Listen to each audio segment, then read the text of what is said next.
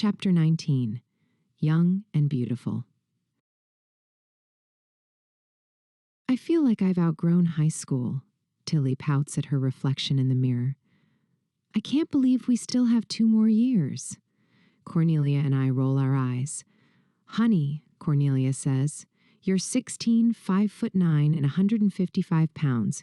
You have not outgrown high school. I just feel like I want to be a college girl. Oh God, I groan. Will you shut up and do your part of the work? Cornelia and I can't carry you just because you've checked out. Nah, Tilly shrugs. Can't be bothered. You two do it. I'm out of here. What? I stop. Where do you think you're going? Yes, Cornelia adds. What are you doing? I have a date, nerds. See you later. With whom? Cornelia's tone sharpens. That's for me to know and you to, I don't know, gotta go. She swings herself out the window and vanishes down the road. A moment later, we hear a car rev and speed off. What on earth? I mutter. Who does she even have a date with around here? Cornelia rolls her eyes as the sound fades. Our girl is all grown up now, I say, half laughing. You sound jealous, she quips. I shake my head. She'll come back down to earth soon enough, I say. Let's just get this done. Cornelia looks at the textbooks. Sure, I sigh, settling in beside her. It's only history. This should be straightforward.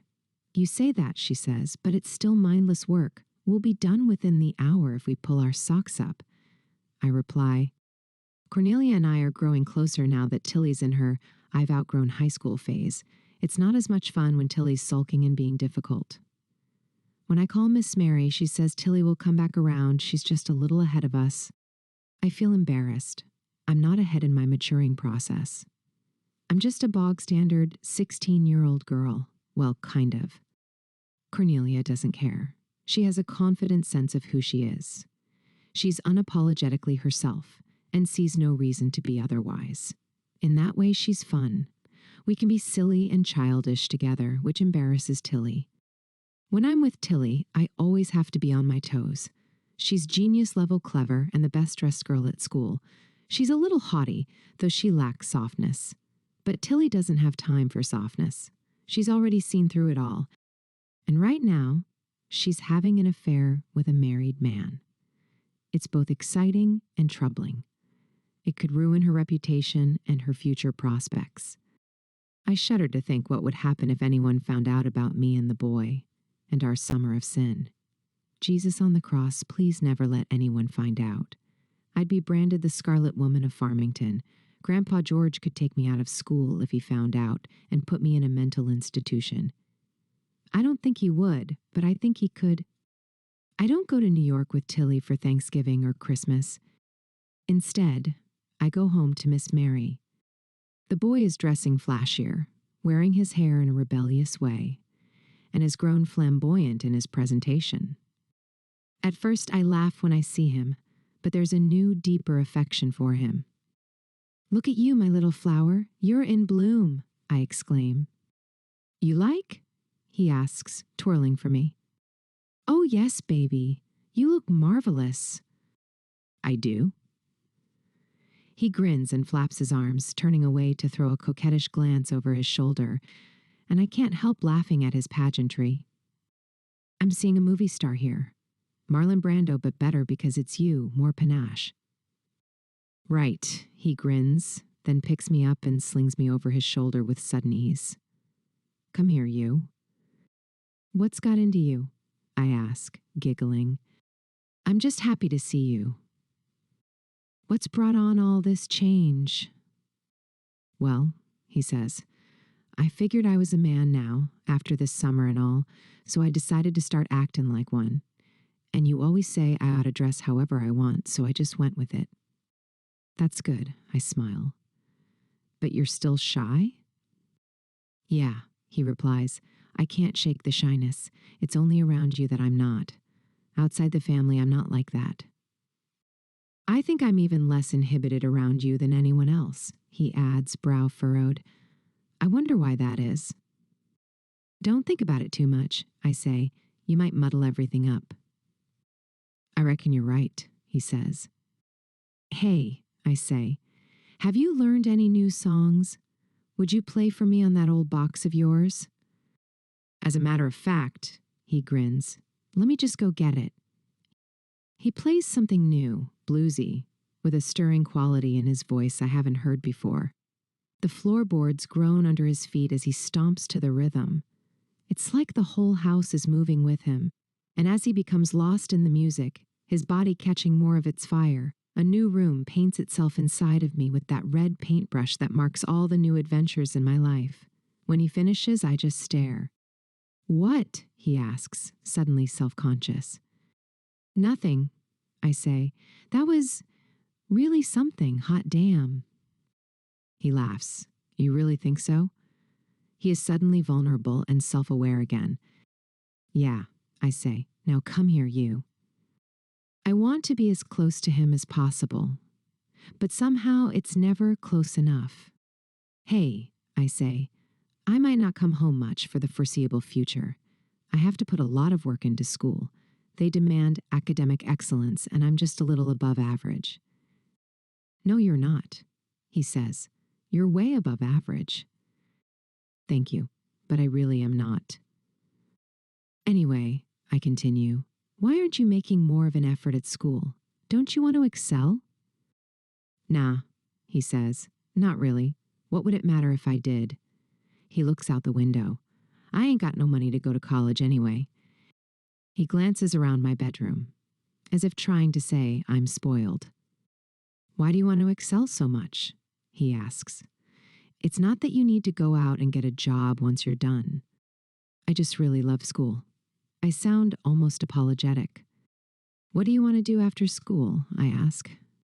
I don't know. Get a steady job, I guess. I just want to take care of Mama and Daddy. You could become a professional musician, I offer. I ain't good enough for that, he grumbles.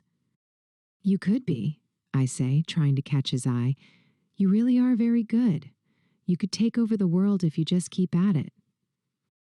But I can tell this conversation is stressing him out, so I change the subject. Would you like to go out for burgers? I ask. You can drive. My treat. No, my treat, he insists. I got money. I don't like you paying for me. We run into some of his cousins at the diner. They're not really my cup of tea.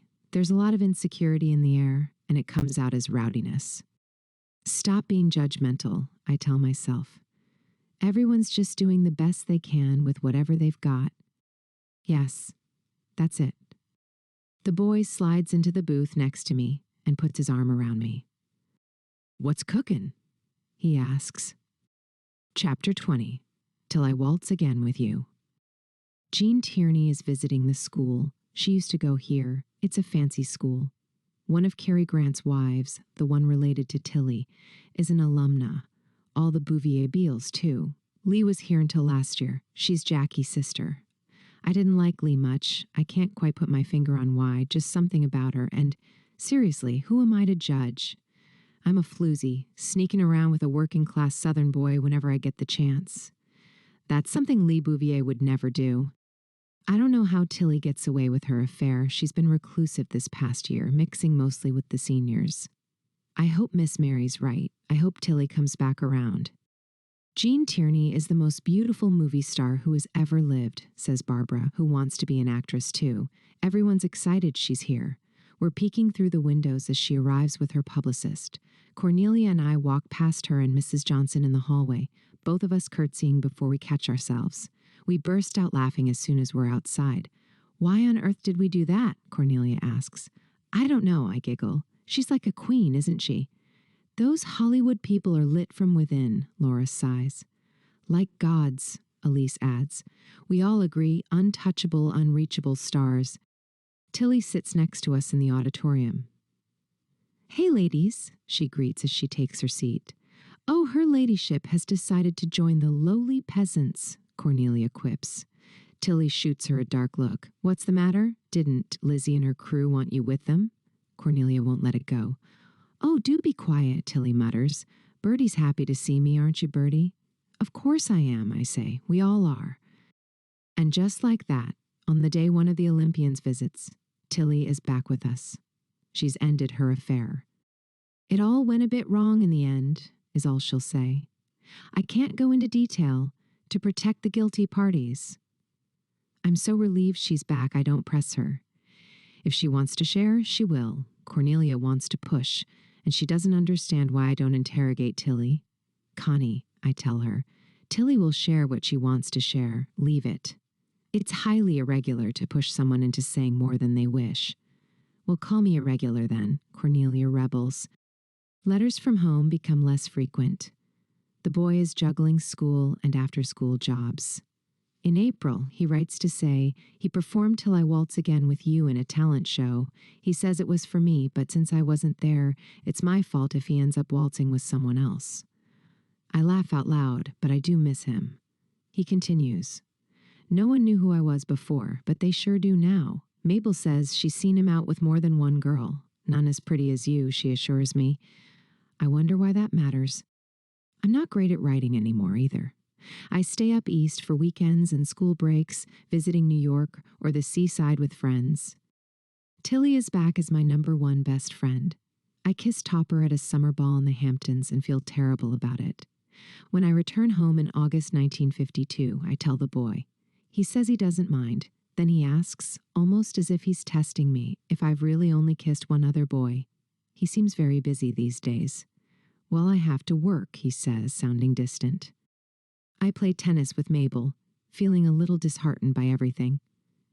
Miss Mary tries to cheer me up with her usual wise words and tender, loving care. The last year of high school rolls around. We all work hard to finish top girl. Tilly is valedictorian. Cornelia and I make the honors list, making us eligible for the best colleges. Now, I just have to decide which one to choose. Before leaving Farmington, I receive an unexpected letter from the boy. It isn't long, but it's sentimental. He apologizes for being distracted, says he's missed me, and asks me to please come back home. And I want to. I really do. The past year at school has been so intense. I need to step outside my bubble and taste real life again.